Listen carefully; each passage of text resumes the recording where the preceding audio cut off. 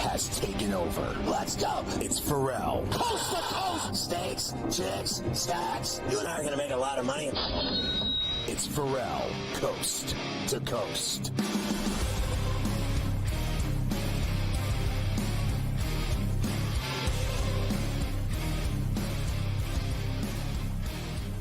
All right, just so we go into the third hour here, the Cubs are up 8-2 in the ninth at Wrigley on the Twins. Houston 5-3 on Texas, top 8 at Globe. White Sox 2-0, bottom 6 in Oakland at the Ashtray. Yankees up 3-0, bottom 3 in the rainy Bronx. Arizona up on Cleveland 2-1, top 3. They won the first game, the D-backs 7-3. Everything else is under the lights. Under the lights, big night of baseball indeed. We actually have a lot of football, though, to get to as well, because this is the first full week of preseason games. You had that little taste with the Hall of Fame game last week. You're going to start getting into some kickoffs. 2 games tomorrow night, bunch of games Friday, Saturday. So we have a lot of NFL to get to. But one thing that's the main topic right now is what's going to go on with Niners wide receiver Brandon Ayuk. Scotty, of course, this has been going on. Let's just say this has really been going on for months, right? This has been months of this stuff with Ayuk, and it seems like it's kind of getting to the end, right? They've allowed him to talk to other teams. They allegedly had deals in place with Cleveland and New England. New England has then backed out, saying when they got to talk contract with him, he didn't sound like he wanted to go there. So they have kind of bowed out of all of the proceedings. I'm going to give you the Steelers side of it, too. I did just see a report from Adam Schefter that said that the Ayuk, the situation is at a standstill and that the 49ers are not in a rush to make a move. So maybe all of this for nothing. Here is Kyle Shanahan yesterday talking about the Ayuk situation. I mean, it's been at this point for a little bit, so it's nothing really new to me. I mean, you're always disappointed when you can't keep a hold of all your players or it's not going exactly right. I mean, I don't like losing anybody, so that's why I'm hoping it does work out here. But right now, we don't have that solved yet, so I hope it does. Is the offer you guys made in May a final offer, or is there a chance you... I mean, I'm not getting any specifics with offers, contracts, trades, anything like that, but what I can tell you guys is nothing has changed. I know a lot was out yesterday and stuff, but from the situation that we're in with Brandon, nothing's changed. Listen, I'll tell you what's changed is that they are not giving him the money he wants, and it's not happening. And there is no way that it will happen when they're out having negotiations with upwards of 3 to 4 teams. Now, a couple of them have already backed out of it. Allegedly, the Patriots backed out, and that turned into a big story. I don't understand, frankly, why that's a big story. What's so big about backing out of a deal? There was no deal. There was nothing consummated at all. And they turned the fact that they backed out into a story. Backing out of what? Backing out of nothing. They didn't have a deal.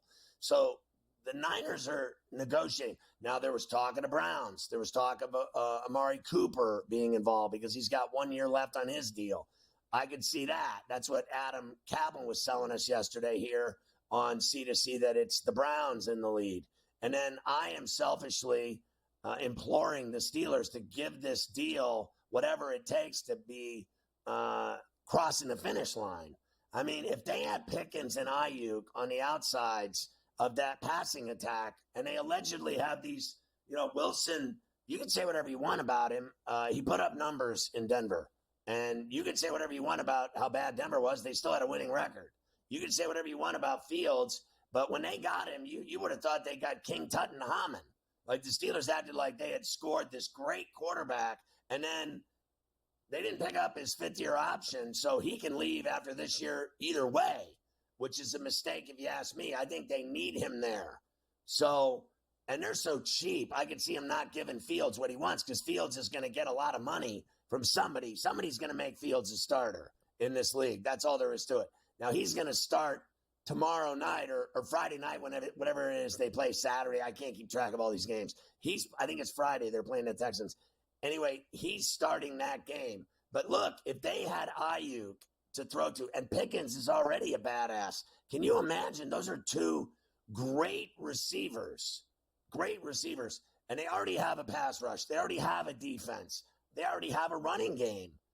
Now they have 2 quarterbacks that can play. What don't they have?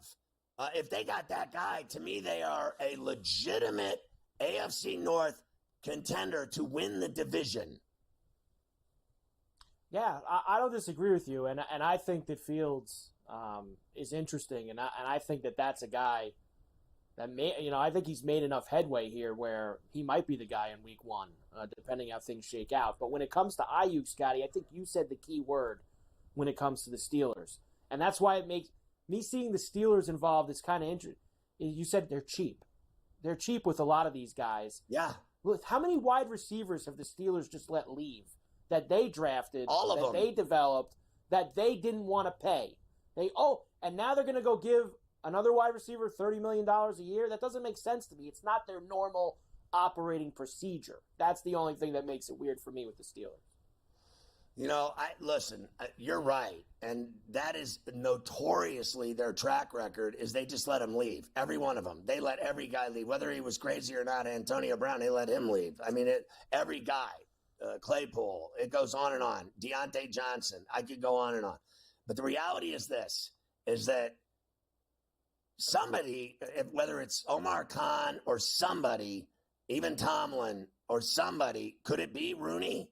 Could someone finally just admit that if they had a guy this good and they paid him and they had Pickens and this guy as their receivers, that to me is legitimately Lynn Swann and John Stallworth. That is legitimately a sickening passing attack. And this is a league predicated on passing, predicated on quarterbacks, predicated on receivers. That's who makes all the money. So give him the money. And then you have a Super Bowl contender for the next 3 or 4 years. You'd have a Super Bowl contender for the next 3 or 4 years because Pickens is young and so is Ayuk. And if you pay both of them now, you win. Forget about waiting for 4 or 5 years for the next star to come along that they can cheap out on in a rookie deal. This is a guy that could make them a Super Bowl contender, I think, immediately.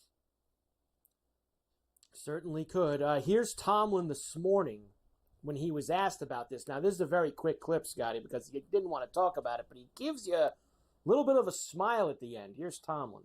Actively looking to add to that part of your depth chart? I'll let you guys speculate on that. You usually don't get a smile like that out of Mike. That's very telling. He's usually very serious, keeps the cards close to the vest. Right. Why flash that little smile, Scotty, saying, we'll let you guys speculate about that? He must think that they're very involved for him to do that. Well, they are very involved, but the problem I've had with it is that they haven't been able to push it through. I mean, right. What in God's name are the Niners asking for here that is making this the most impossible trade that I've seen in the NFL in a long time? Like, this has been going on. You understand that they were already invested in negotiations with the Niners, and they said, screw this. We're just done with this. And then they backed their way out of it. And then like a 24 to 48 hours goes by, and they reinvest in the conversations. They call them back and say, okay, well, we'll give you this. How does that sound? Now they're at that point. Like, they're back in the conversation. And I think, frankly, for me, it's the Browns and the Steelers. And if he goes to the Browns, I'm going to puke. And if he goes to the Steelers, I'm going to be very happy. And that game is Friday night at the place the Steelers play. Yes. I was going to tell you that as well. All right, I'll give you another Tomlin later on talking about the quarterback situation right now, of course, with Fields and Russell Wilson. Fields will start that game on Friday night against Houston, so we'll do that later on. I've got some other NFL as well. I got numbers for tomorrow night's games. After I talk to Keith Stewart about the Wyndham, Scotty, finish off Golf Wednesdays, we will then get back into the football. I still believe that they are making Russell Wilson the starter. That's been the plan all along. He's less inconsistent, doesn't throw as many picks, and then Fields will back him up.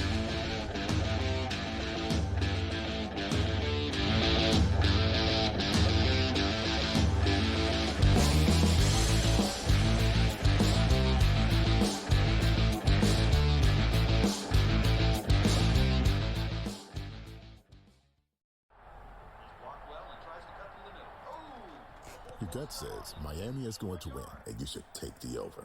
Your gut also said your NFT selfies would only go up in value. They didn't. But your head is on SportsGrid and knows the QB is in concussion protocol. The backup has a 45 QBR against the zone coverage. The New York D has the most sacks in the league. So yeah, trust your head. It's smarter to be on SportsGrid. There is going to be an energy to game time decisions that you will feel night in and night out. We're going to go through every single thing, and I've got a great team behind me that's going to help me get the job done. I want this to be the place that people come to. We are going to hit every single one of those markets that you need to know about. There is not going to be a better place, I promise you, than game time decisions. We will have everything at our disposal, and we will use that to our advantage. I'm Kevin Walsh. Tune into Game Time Decisions from 6 to 8 p.m. Eastern on SportsGrid.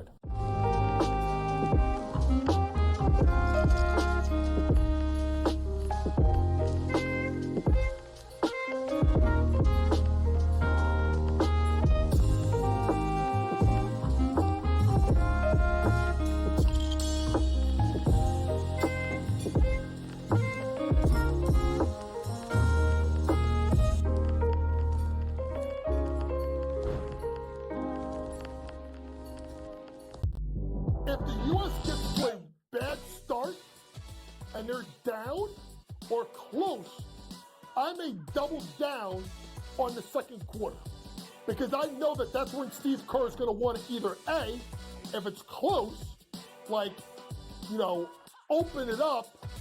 If they're losing, you got to get the lead because you don't want teams like it was in South Sudan that believe that they can win. Betting above the rim, only on SportsGrid.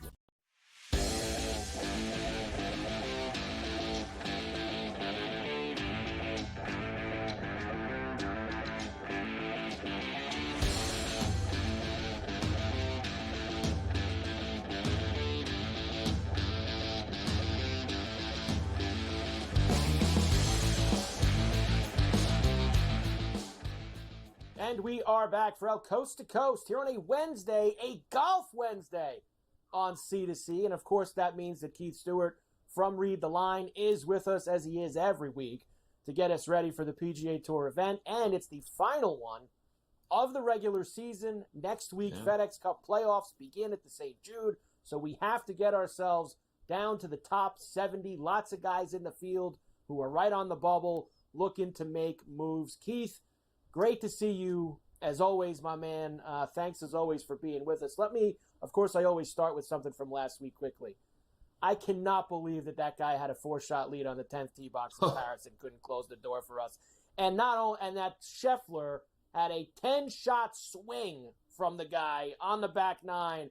I know we always bang our head against the wall on Mondays, at the end of the week with this guy. I can't believe he won that gold medal, and Rahm yacked that up, Keith. It really bothered me. And the thing is, and good afternoon on a Golf Wednesday there, Mr. Mike Carver. The thing about it all is that it wasn't like Rahm was in bad form. He shot 31 on the front nine.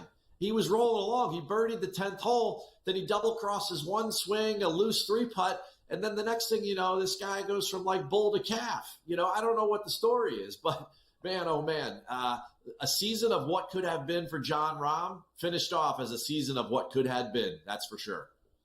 Oh, absolutely unbelievable, Keith, to see all of that brutal. go on. We get ourselves back over here now for the Wyndham Championship, of course, at Sedgefield, which is in North Carolina, Charlotte area, and we have a big storm, of course, as everyone knows. It's in Florida, hurricane, coming up the coast. And I always ask you about weather, Keith. I know it's going to be bad. Tell me, how bad is it going to be, and when are we going to miss golf, and how are they going to squeeze it all in? Well, I'll tell you what, the first thing I'll say is to have the producer mute your mic because it's not going to be a good reaction from you. I'm telling you right now. Debbie's about to do Greensboro dirty, man. I'm telling you, it's not going to be good. I just looked at the forecast before I jumped on with you. They're almost predicting 6 inches of rain tomorrow during the first round. So basically what that means is that we're not going to get any golf on Thursday. And hopefully the system will wash its way through. Now, the golf course will be soft, but the weather the rest of the week looks okay even into Monday. And I mention that because this is the last week. We have to determine the top 70 in FedEx Cup points in order to see who's going to go on to the playoffs next week in Memphis for the St. Jude.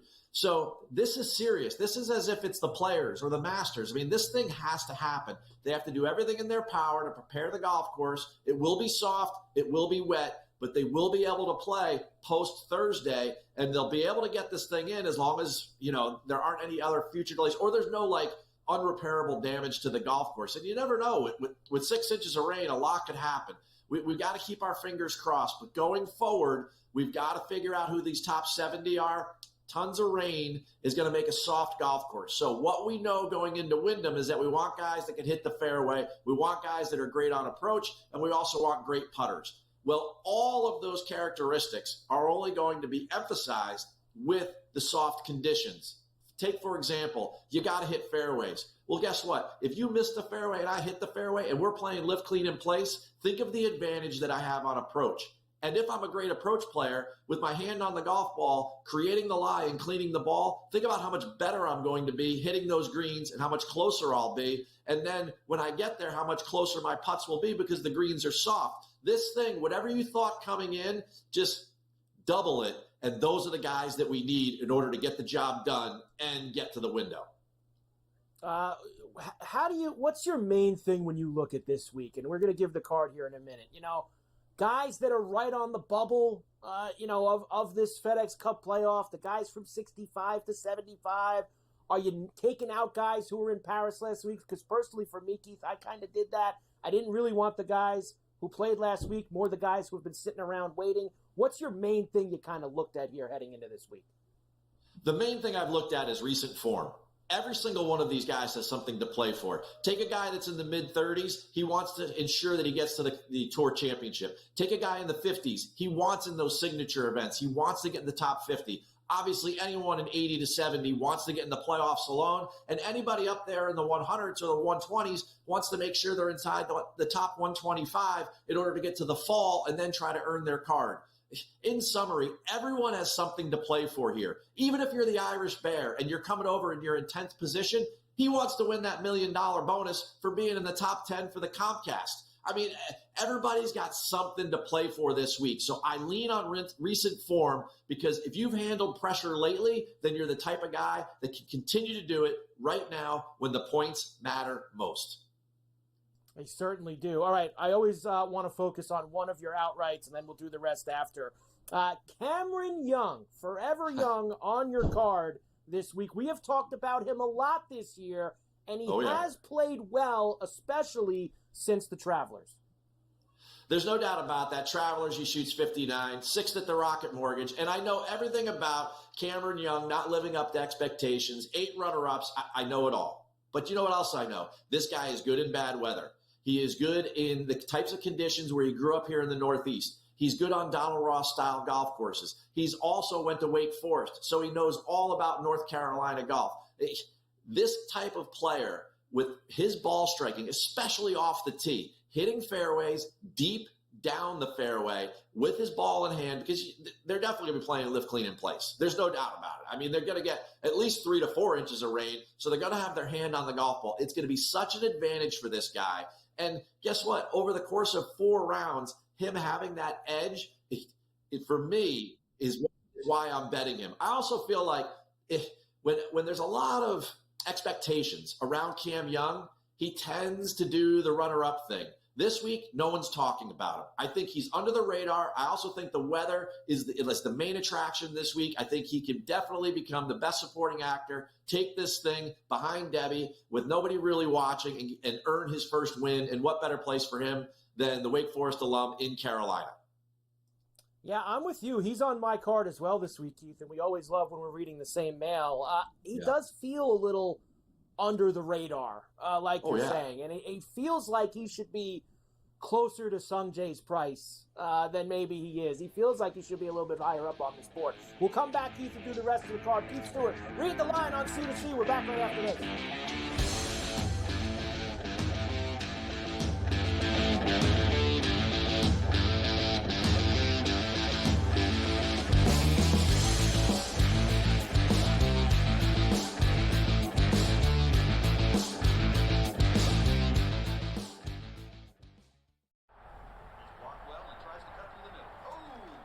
Your gut says Miami is going to win, and you should take the over.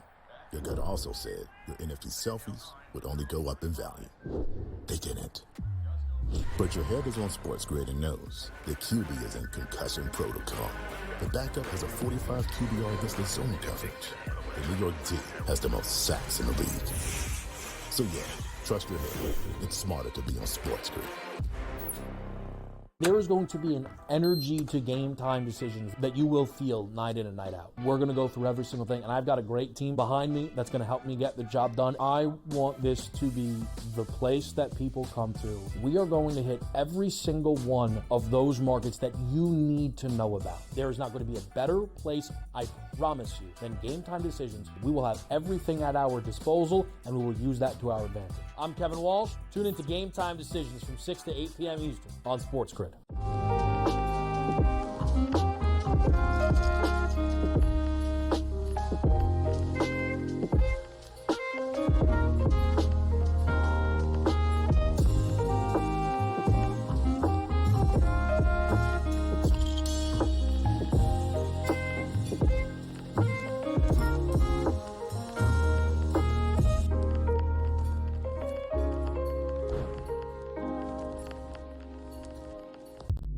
If the U.S. gets to a bad start and they're down or close, I may double down on the second quarter because I know that that's when Steve Kerr is going to want to either A, if it's close, like, open it up.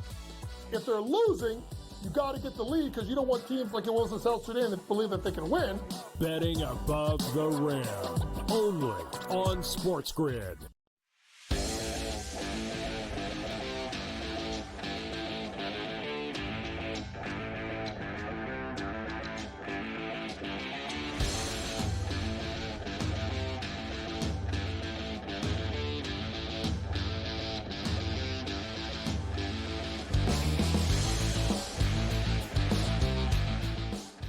And we are back, Ferrall, coast to coast here on a Wednesday, a golf Wednesday on C2C. So, of course, that means Keith Stewart from Read the Line is with us as we get ready for the Wyndham Championship just at Greensboro, North Carolina. Lots of rain headed our way. We will see what happens with all of that. We know that Cameron Forever Young is on Keith's card. Let's get the rest of the outrights, including another one that's also on my card. I would love, Keith, to see Eric Cole get us a win in Greensboro this weekend. That would be outstanding. All right, well, Carver, why don't we just start right there? The guy, the book opens up on Monday, and he's plus 7,000. He's already been bet down to plus 5,500. He's one of the biggest movers down on the board. And why? 6th at the Rocket, 7th at the John Deere. The guy is impeccable on Bermuda grass, and he can score. This is the type of golf course, being on the shorter side, that positionally off the tee, like Rocket and John Deere, if he just gets it in the fairway and lets the wedge and the putter take over, he can get to 20 under. I mean, and that's what we're going to have to do this week. You got to have 20-plus subpar scores. And if you can't putt Bermuda, it's not going to happen. So I love Eric Cole this week. And it's sitting at 54th on the points. He's thinking about signature status for next year. And another guy just ahead of him on the points list, 53rd, is Two Gloves Aaron Rai, plus 3,500. Everybody's talking about this guy. Yeah, he was our darling for DFS and everything else over there at the Open Championship, finished 75th. But before that, he had 3 straight top 7s. The guy, he's gaining over 5 strokes tee to green in his last 5 starts, and he's gaining over 4 strokes with the putter on average over his last 5 starts. It's a perfect fit here, and with the 2 gloves, he'll fit in with the whole weather storyline. There's no doubt about that. And then my last guy, JJ Spawn, I brought his name up going into the 3M, and everybody was kind of like, hey, Keith. And I'm like, hey, I'm a PGA pro. Check this out for a second. He finished 9th, right? He was also 10th at Rocket Mortgage. JJ is on a heater with approach play, and he's gained with the putter in 4 straight. 129th in points. He needs to get to 125 in order to play the fall. He's playing good enough to do that. Look, I think back to his win at the Valero, Carver, right? What'd you have to do to win there? Hit it in the fairway, be great on approach, and get 20 birdies, right? Same formula this week, and he's in great form in order to cash at plus 11,000. He certainly is. We always love big bombs like 110 to 1 here on C2C, Keith. That would be outstanding. All right, the placements, including the first time we're seeing Billy Horschel since his performance at the Open Championship. Yeah, sure. Let's start with top 10. Best player in the field, Sung J M, no doubt. I'm not going to bet him to win at plus 1,200, but you know what? I will bet him to be in the top 10. It will boost our placement board. I love that. A little bankroll to work with. Top 20s, Billy Horschel. I don't know why he went to the 3M. Of course, he withdrew at about, the 15% ownership he had on DFS. I tell you, those people weren't happy, that's for sure. But guess what? Horschel's back in a place on Bermuda grass, in the bad weather, that you definitely think that at plus 163, we're going to build a little more bankroll with him. Cole is there. Now, you remember, last year, Eric Cole won Rookie of the Year. He finished 14th here. After that, in his next 7 events, he had 4 top 5s to close out the year. This place inspired him. Another reason why I love him this week. Top 40. How about Victor Perez? That performance on Sunday, only Scotty's was better, and he was in front of the home crowd. If you can handle that pressure in Paris going for a medal, then there's no doubt he can handle being 71st on the points list. Remember, the cut is top 70. He needs a good week in order to get in and play the playoffs. Ben Coles hits it straight, Carolina guy, Bermuda grass, tons of birdies. CJ Cuppy was number 2. That's a birdie fest. He's plus 175 for a top 40. And then one last guy, Vince Whaley. If it's a Bermuda birdie fest, I love this guy. And you know what? He's always been a ball striker in bad conditions. I love that. But what he's done over the past couple years is he has increased his ability in and around the green and with the putter, becoming a much more well-rounded golfer. A couple weeks ago at the Barracuda, he was the runner-up. He's in good form, so I like him for a top 40. I love Victor Perez last week. He was the best part of my weekend, Keith, as he had a live top 5 and a live top 10 with him that ended up getting home for me. Nice job. Head-to-heads. Are we going after Jordan this week? Well, come on. Is it Golf Wednesday? What are we talking about, right? I'm taking Taylor Moore this week over Jordan Spieth. I got a nice number, plus 125 there. Spieth admits to the press room finally that he has a wrist injury. You and I have known that for months because I'm out there on tour. There's no way we were betting this guy. And now all of a sudden he's actually at the Wyndham. This guy doesn't want to be there. He's 63rd in points. He's trying to preserve his place in the playoffs. Moore with a 5th and a 22nd here. Now, the other one, plus 110. I can't believe I got a plus number on Brian Harman this week there against Shane Lowry. The Irish Bear, we both loved him last week, and he was mediocre. He's coming over to preserve the top 10 in the Comcast. That's not the motivation he needs. Harman will have it on Bermuda grass in bad weather. Keith, let's get back to the window with the raincoats on at the window. Keith Stewart.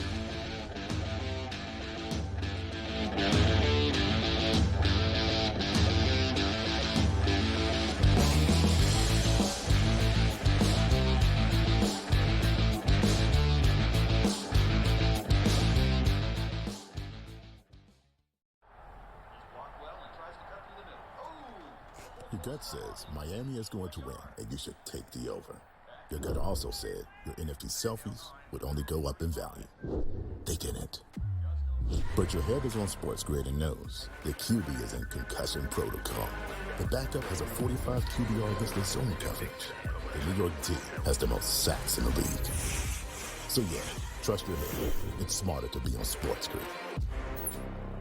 There is going to be an energy to game time decisions that you will feel night in and night out. We're going to go through every single thing, and I've got a great team behind me that's going to help me get the job done. I want this to be the place that people come to. We are going to hit every single one of those markets that you need to know about. There is not going to be a better place, I promise you, than Game Time Decisions. We will have everything at our disposal, and we will use that to our advantage. I'm Kevin Walsh. Tune into Game Time Decisions from 6 to 8 p.m. Eastern on SportsGrid.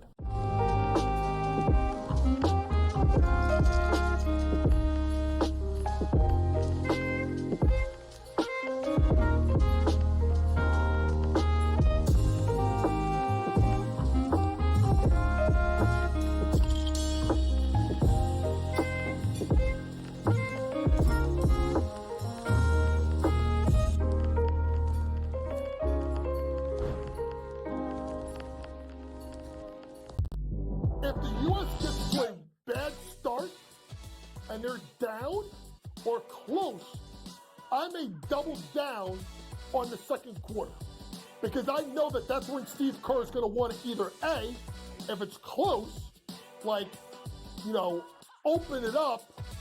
If they're losing, you got to get the lead because you don't want teams like it was in South Sudan that believe that they can win. Betting above the rim, only on SportsGrid.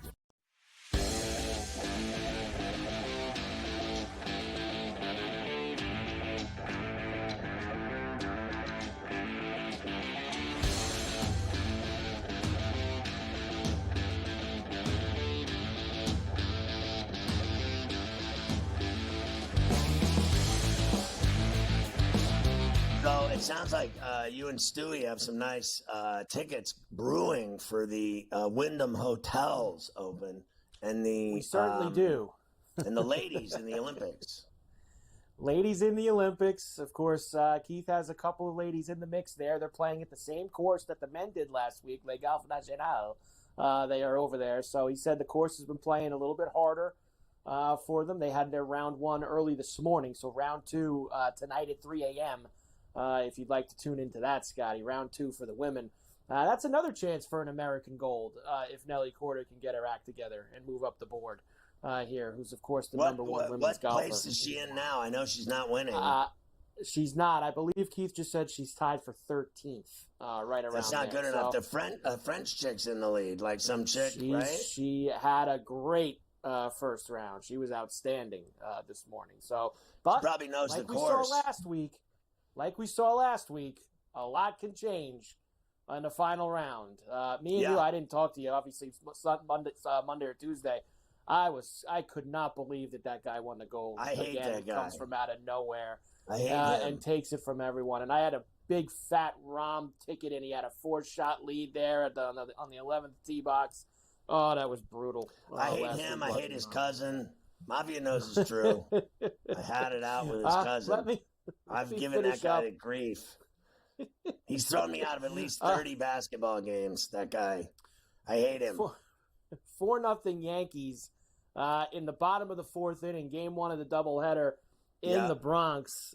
We have 6-4. Astros lead the Rangers. They're going to the bottom of the 9th in Arlington, so last chance there for them. A's lead the White Sox 3-2 now, as they just got 3 runs in the 7th to take the lead. And the Diamondbacks have a 4-2 lead on Cleveland in the second game of that doubleheader. Not 1, but 2 homers for Josh Bell in the second game of that doubleheader. So he has been smoking hot since that trade. And the Cubs did beat the Twins 8-2. That a final out at Wrigley. And did the women cover doubleheaders? I'm going to hit them both. I'm going to hit the Diamondbacks twice, and I'm going to hit the Yankees twice. They just scored again. Judge drove in Verdugo. It's 5-0. No cover for the United States women. 88-74 was the final against Nigeria. So they do not cover that fat number, but they are on to the semis, of course, like the men, which we will get to in a moment there. Let me give you this last bit of Steelers information for you. So, of course, Russell Wilson listed as quarterback 1 on, of course, every team's got to put out these dopey unofficial depth charts before their preseason games. Wilson listed as 1, but Fields is going to start the preseason opener against the Texans. Here is Mike Tomlin this morning. He says, absolutely, we have a very hot and heavy quarterback competition. I think everything is an audition. Everything that we do is an audition, not only for him, but for others. Very much is a competition. What happens in stadium is weighted heavier than what happens in a practice setting because it's more game-like. Yeah, what do they do in the games is what matters. I still, and listen, I like Fields. I was excited they got him. So I like what he brings to the table. I think he can do a lot of things that Russell Wilson can't, and vice versa. I think that, for me, Wilson is better throwing the ball. I just think he's a better quarterback throwing, right? And this is a league that is all about throwing the ball, and that's just all there is to it. They don't even pay running backs anymore.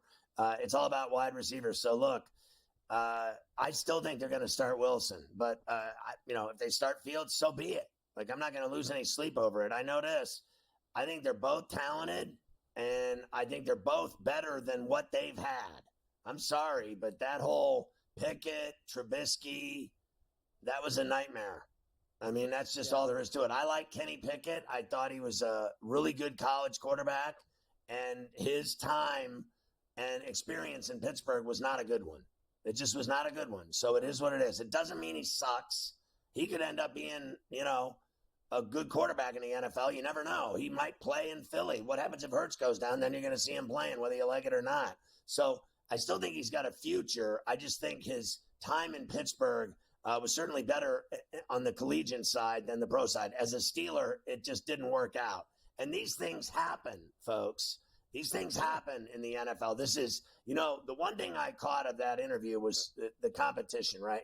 You have to understand, like, he doesn't have the stress, Tomlin. It's the players that have the stress of having to earn spots, earn paychecks, make the team.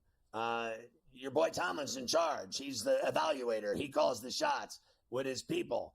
But the fact is, they don't have to worry about losing their jobs because they don't. The Rooneys aren't firing that guy. Even though fans want him out every time they lose a game, they don't do anything in the playoffs. I don't think Tomlin has ever once come close to being fired by the Rooneys. Not even close. I don't either. And I agree with you with something you said earlier. Russell Wilson's going to start week 1 for the Steelers. Now, I think that Fields is going to play well enough that he's going to have a short leash.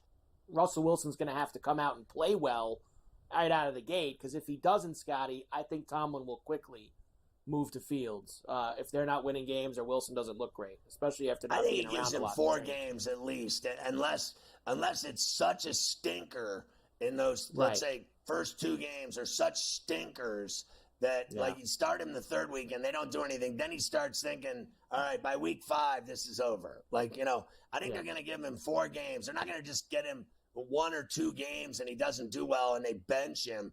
I mean, they went out and got this guy. They didn't get him to bench him. I honestly think they're going to let him play. And if he implodes after 4 games, I would say they would make a change. But I think both of them play this year at some level, unless Russell Wilson goes out there and kicks ass and takes names and they win 10, 11 games. Then you'll see Fields standing on the sideline for a year, and then he will leave Pittsburgh as sure as I'm sitting here. There's no way that he is there to sit on the bench for 2-3 years. It's not happening. That guy can start right now on several crappy teams in the NFL.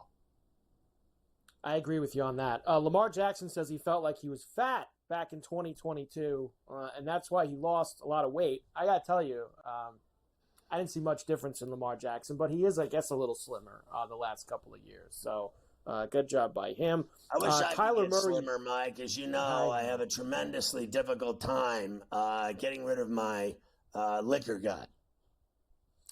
Kyler Murray won't play in any of the Cardinals' preseason games. He will not be involved whatsoever. Patrick Mahomes and the Chiefs starters, they will play a quarter of their preseason opener against the Jaguars this weekend. It's funny. I know they all do things different ways, Scotty. Yeah. But if I'm a lot of these young coaches around the league, like that guy in Arizona and like some of these other guys, look at the guy who wins every year and see how he does it. I mean, he lets Mahomes play a quarter, lets him play a half next week. Like, they win every year. Admittedly they win because they have Patrick Mahomes, but he don't keep him in bubble wrap the whole month of August. He throws him out there and lets him play. Yeah, listen, far be it from me to argue with Andy Reid's track record here of success and Mahomes either, so I'm not going to question it, but I still, as you know, I am not a fan. I am not a fan of playing any of my star players that I pay millions to play on Sunday to play in preseason games. Preseason games mean nothing, and all that matters is week 1 through week 18. That's all that matters. All this other stuff, I pay him. If I'm paying a guy $40+ million, $50 million now to be a quarterback in the NFL, $50 million. I'm paying a guy $50 million. I'm paying Mahomes $55 million. He ain't playing in August. I don't care if you've won 50 Super Bowls. My star players are not playing. That's it. I could sit here and say that all I want. If he gets hurt in that first quarter that he plays, everyone's going to call him an idiot for playing him. So that's kind of, you can't win. That's for sure. All right, we'll come back. I got numbers for tomorrow night. 2 games to get the NFL preseason weekend going. I got the U.S. numbers for Serbia. A lot to do before we go. All right.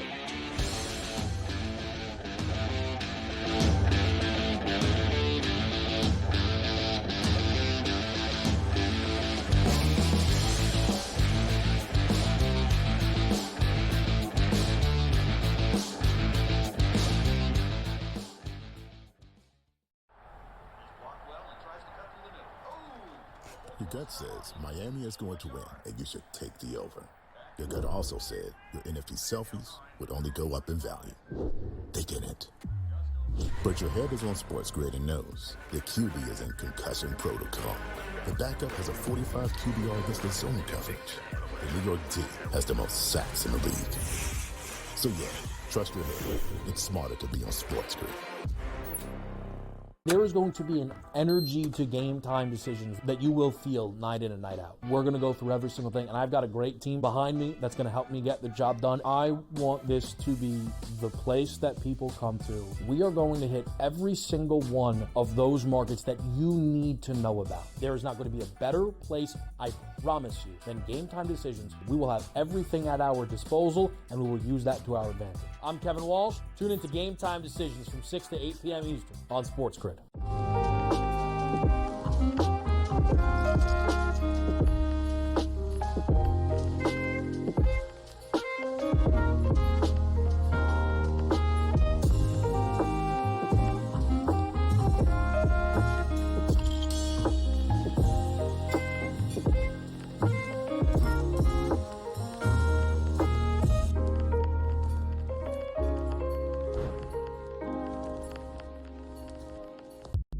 If the U.S. gets to a bad start and they're down or close, I may double down on the second quarter because I know that that's when Steve Kerr is going to want to either A, if it's close, like, open it up. If they're losing, you got to get the lead because you don't want teams like it was in South Sudan that believe that they can win. Betting above the rim, only on SportsGrid.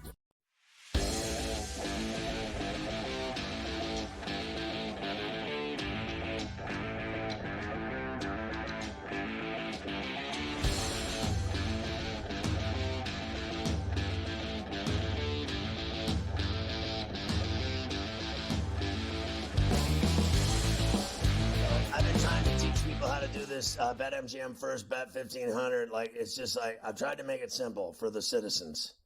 You got 4 easy steps. 1, download the BetMGM mobile app on iOS or Android or go to BetMGM.com. 2, open an account, put $10 in it. Boom. 3, place your first bet up to $1,500. If the bet loses, BetMGM is going to put $1,500 in bonus bets right into your account once that original bet is finalized. You lose the bet, the wager is finalized, you've lost, boom, they put the money right in your account. 4, so you get the gist of it. They wait until that first bet is finalized, until that wager has been settled. Then the money goes into your account. So you can bet up to $1,500 on anything. You lose, you win, because they're putting $1,500 in your account. This is the simplest form of excellence I can give you in terms of how this is a great promotion by BetMGM. They're giving you $1,500. So you just make a $1,500 bet, and then they're giving it to you back no matter what if you lose. Like, is that just Gandhi or what? I mean, honestly. That is as good as it gets. That's for sure. You definitely want to be involved in that. I don't know what anybody's waiting for. That's for sure. What are you waiting for? All right. Rest of the NFL. Here we go. More injuries. Falcons wide receiver Rondale Moore carted off with a leg injury. Bad news for him. The Giants and the Lions, of course, are going to play a preseason game tomorrow night. Before I give you the numbers and you hear from Daniel Jones, the Giants and the Lions were both fined $200,000 apiece for fights at the joint practice. I'm sure you talked about this the last few days when I wasn't here. Yeah. They got into some big scrums, the Giants and the Lions the last couple days. And the NFL, Scotty, is having none of it. They're tired since these joint practices became all the rage the last few years. They're tired of all these teams beating each other up at the joint practices. So $200K, big fine. Well, to me, it's like, what do you expect at training camp? Like, this is not a game where flags will cost you yards and games. Those kind of mistakes will cost you a game. In practice, at a joint practice, there's nothing stopping these fights from just breaking out left and right. And that's exactly what happens every time teams get together. I mean, every single time, I guarantee you see a joint practice, there's fights. Some of them are big enough to make the, sports highlights. And then there's ones that happen at joint practices that don't even get mentioned. But every time they have a joint practice, fights break out. Why wouldn't they? These guys hate each other. They're battling. They're fighting for jobs, and they're at training camp, and it's war. And in a game, it wouldn't happen. You might have a fight break out in a game in the NFL, and flags fly, and it costs you the game. 15 yards here, 30 yards there, you lose, right? That's how that works. So I saw all those fights, and then I don't know what this guy Jones was thinking. He was in the middle of half of them. He was in the middle of half of them. In fact, I saw a Brian Dable clip where he was like, I told him, "What the hell are you doing? Can you get away from the fighting? Like, what do you think you're doing trying to jump in there?" Wasn't he just but injured? Yeah, I know. It's just got to be smart, but he's helping his teammates out, Scotty. That's what he said. I got to be there for my teammates. You got to be there for my teammates. Wise up. Here is Jones, who who made a comment recently about he feels he's one of the best quarterbacks in the NFL. The Giant media yesterday wanted him to expound upon all of that, Scotty. Here's Daniel. I think the question had mostly to do with confidence and how I see my ability to play at this level, and that's, I'm very, very confident and know I can play at a high level here. So, I understand I need to do that consistently, and we all do if we want to be, go where we want to go as an offense, as a team. So I'm confident in myself. I know I can play at a high level, and I think we got a team and guys who are all confident and can play at a high level also. Listen, here's the deal. The guy went and won a game at Minnesota against the Vikings in the playoffs with his feet. He won the game with his feet, not his arm. He won they got to the playoffs because of his feet, not his arm. So if he ever gets that arm in concert with his feet, he could be okay. I'm not going to deny he could be okay. I've seen him win.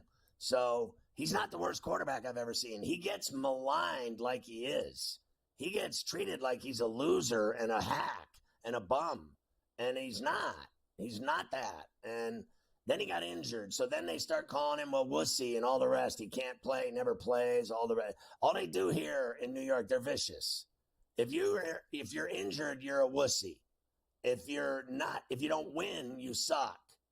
If you run the ball in the end zone and win a playoff game, it's not the same as throwing a pass for the win in a playoff game. They say you suck. He can't throw the ball. He sucks. I mean, they're never satisfied with anything here, the media in New York. They'll attack the guy on his birthday. So he has never had the luxury of having any comfort with the media in New York. Since day one, they've treated him like he sucks. That's precisely what they've done. All right, 2 games tomorrow night. Obviously, we'll do this tomorrow as well on C2C, but the Giants and the Lions will be at MetLife. You also will have the Panthers and the Patriots at Foxborough, -6.5 for the Patriots. Carolina's playing nobody. The Giants are 3.5-point favorites over the Lions in the opening preseason games for all these teams. Yeah, I don't have any faith in the Patriots to win any game, let alone a game by 7 points in the preseason. I don't care who's playing. I don't care who they're playing. I don't care who's in the game and who isn't. I don't think they can cover that number against anyone in the NFL at all. And then I would probably take the Giants based on the fact that the Lions don't care about preseason games. The Giants do, because they have to find a way to learn how to win again. The Lions are going to the playoffs, so they're not worried about winning preseason games. No, they are definitely not worried about any of that. So there you go, NFL preseason for you this weekend. I'll start leftovers with Harbaugh. You and Gabe talked about the Harbaugh thing already. I'll just say this about it. Enough already. Like, I know he's gone. Who cares? He's counting his $80 million. Why are they still handing down all this stuff to Michigan? I know this wasn't with the sign stealing, but enough already. The guy missed games last year for the other thing. That's enough with Michigan, Scotty. They won. Get over it. It's over. He's so far gone from Andover. It's not even funny.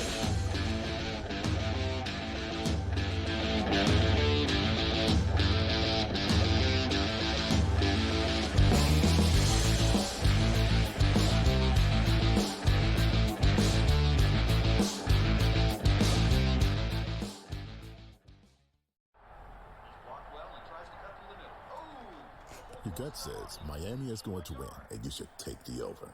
Your gut also said your NFT selfies would only go up in value. They didn't. But your head is on SportsGrid and knows the QB is in concussion protocol. The backup has a 45 QBR against the zone coverage. The New York D has the most sacks in the league. So yeah, trust your head. It's smarter to be on SportsGrid. There is going to be an energy to game time decisions that you will feel night in and night out. We're going to go through every single thing, and I've got a great team behind me that's going to help me get the job done. I want this to be the place that people come to. We are going to hit every single one of those markets that you need to know about. There is not going to be a better place, I promise you, than Game Time Decisions. We will have everything at our disposal, and we will use that to our advantage. I'm Kevin Walsh. Tune into Game Time Decisions from 6 to 8 p.m. Eastern on SportsGrid.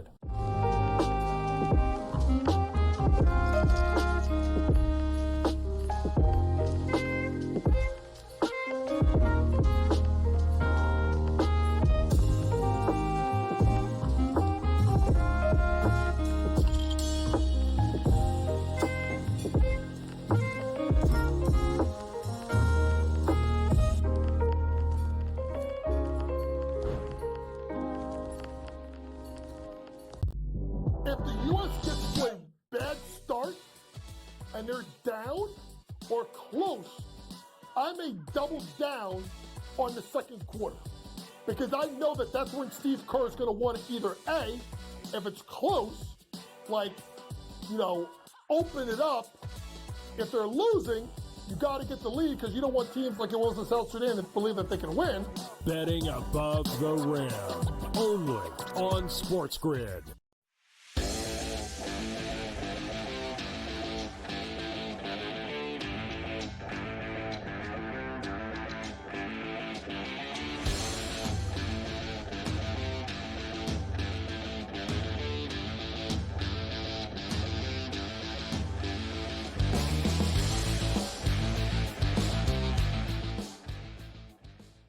Leftovers. I tried to do it when Carver High was out, and I couldn't live up to those types of lofty expectations. Couldn't do that, huh? Couldn't get up to the lofty expectations. Home run for Jose Ramirez. 4-3 Diamondbacks and Cleveland in Game 2 of the doubleheader. So Ramirez is 30th on the season for him. He's had a monster year. Texas running back C.J. Baxter done for the season. Knee injury for him. So Texas will have to get some of their other guys to run the rock coming up this year. I've got other college stuff for you tomorrow that I'm going to hold over with some odds. Next, USA and Serbia semifinal gold medal match tomorrow. I believe, Scotty, this is when we're on tomorrow. I think that's a 3 East or a 3:30 East tip that you're going to have for this one, and a 16.5. This is the third time they've played these guys, Joker and the crew, and they've covered at 16.5 without a sweat, haven't they, in those other two? They have. I think that Serbia's obviously played a lot better since they lost to the U.S. team. They've gotten to this game because they've played better, and they are, like, dangerously professional. You understand? Like, all these guys on that team play pro ball. They're no joke. They're as much pro players and have played together on the international level as the U.S. team hasn't, right? Like, the U.S. team's a bunch of NBA all-stars, perennial all-stars. These other guys are pros that have played together for a long time. And they got into this game by playing really good ball, except the game they played against the U.S. My guess is they're going to play them a lot tighter tomorrow than they have in the exhibition loss, which they got blown out, and then in Game 1 they got blown out. I don't think this is a blowout like everybody else thinks it's so automatic. I think this is going to be a really good game, and I think Germany-France is going to be a really good game. I think Germany gets out of it, and I think when Germany plays the U.S., it's going to be a war. I think it's going to be a really close game. I do not believe they're blowing out Serbia or Germany. I really don't, because I think they're both loaded with pros that have played together internationally. Germany's won like 12 straight games going back to the World Cup and then into the Olympics. And this team from Serbia, trust me, they are better than what you think they are playing together. Yep, no doubt. France and Germany, of course, is that other game. You just said it. You like Germany to move on. They're 5.5-point favorites over Wembanyama and the crew. Francis Ngannou to make his PFL debut versus Renan Ferreira on October the 19th. Everybody has been looking forward to that.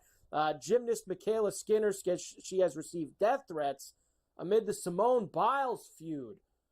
Nobody should be feuding with Simone Biles, Scotty. I don't see how that's a winning way to go about things, is feuding with Simone Biles. Honestly, look, can we not have, the gymnast's family being threatened that they're going to kill everyone because the daughter's not best friends with Simone Biles? Like, how ridiculous is this?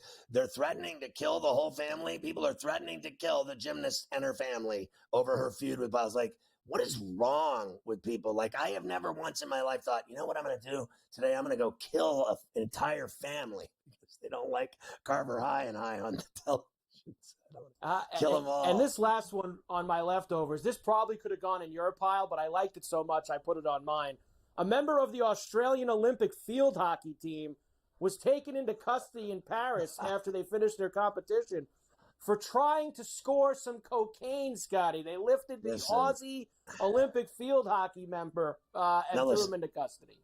Listen, the guy's done with his events. Can a guy do a couple bumps and not have to, go to federal prison? Can a guy, he's done? Can he just score just a few little gaggers? I mean, what is the problem here? He's done. He has no responsibilities to anyone. And now he's been thrown into Olympic prison. It's unbelievable. Are we ready for a Varela finish? Former MLB player Billy Beane passed away at 60 after a battle with leukemia. A Messi's Ibiza mansion trashed by vandals. They left signs saying, "Kill the rich." Did you see that? They left signs in his mansion, "Kill the rich." That was their plan. We want to ruin your life because you have money.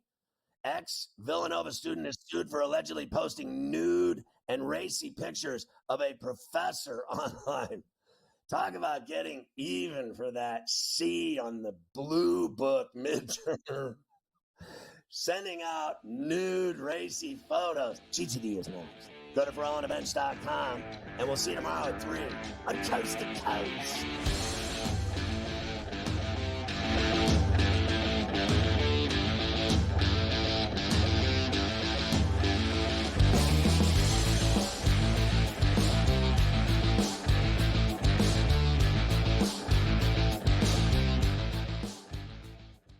Versus the book. That was Aaron Rodgers' thing. To your quarterback in the first round. Yeah. It's a luxury pick. We don't have the luxury. We're trying to win right now. I'm in a window right now, and you're going to say, no, we're going to plan this for the future. With a guy who had 4 years, 4 seasons ended by injury. 4. Michael Penix is a walking injury. What are you doing taking him in the top 10? The Bostonian versus the book. And now you have to qualify in these majors. You got to go do it, man. And it just comes off really petty to sit up there and be like, I'm not. You know what you signed up for. So I don't like the pettiness. And I 100% think Taylor Gooch should be in the major championships. Mm-hmm. So in the same note, I'm saying this, but also it's like, hey, this is the world in which we live in right now. And you don't deserve anything. Only on SportsGrid. It's smarter to be on SportsGrid, your 24/7 sports wagering network. The early line. Magical and historic season in Lincoln, Nebraska continues. He is the best player in the NBA, but also in the biggest moments where the national media is watching. Newswire. Something that we have never seen happen before with one of the iconic coaches in the game. Ferrall coast to coast. The team covers. It's automatic. It's every time. Not sometimes. It's every time. Game time decisions. Luka is actually far more dangerous from 3 on the road this year than at home. This game here tonight, you may want to consider taking as many points as humanly possible. In-game live. Prime time. We got not 1, but 2 coaches fired systems in place. Sports Rage Late sort Night. of has letdown written all over it. It's going to be hard to match the emotion that they played with the other night. It's smarter to be on sport.